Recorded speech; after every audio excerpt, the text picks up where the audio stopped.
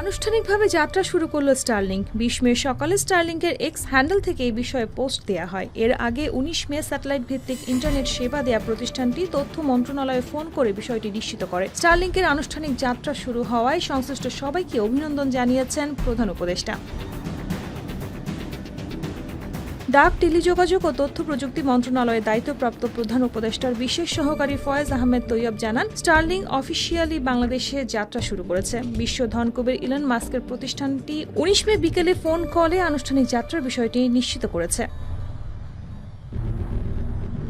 প্রধান উপদেষ্টার বিশেষ সহকারী বলেন, শুরুতে স্টারলিংক 2টি প্যাকেজ দিয়ে শুরু করছে, স্টারলিংক রেসিডেন্স এবং রেসিডেন্স লাইট। মাসিক খরচ একটি 6,000 টাকা, অপরটি 4,200 টাকা। তবে সেটআপ যন্ত্রপাতির জন্য 42,000 টাকা এককালীন খরচ হবে। এখানে কোনো স্পিড বা ডাটা লিমিট নেই। ব্যক্তি 300 MBPS পর্যন্ত গতির আনলিমিটেড ডেটা ব্যবহার করতে পারবেন। বাংলাদেশের গ্রাহকরা 20 মে থেকে স্টারলিংকের পরিষেবা অর্ডার করতে পারবেন বলে নিশ্চিত করেছেন ফয়েজ আহমেদ তৈয়ব। তিনি বলেন, এর মাধ্যমে 90 দিনের মধ্যে যাত্রা শুরুতে প্রধান উপদেষ্টার প্রত্যাশাটি বাস্তবায়িত হলো।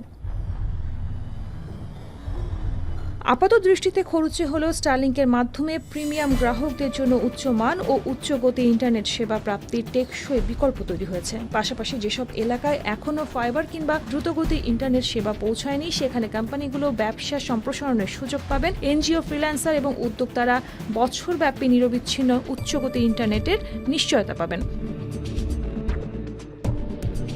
উল্লেখ্য, বাংলাদেশে যাত্রা শুরুর মাধ্যমে স্টারলিংক দক্ষিণ এশিয়ার নতুন একটি বাজারে প্রবেশ করল। এতে করে দেশের প্রত্যন্ত অঞ্চলেও উচ্চগতির ইন্টারনেট সেবার নতুন দিগন্ত উন্মোচিত হলো।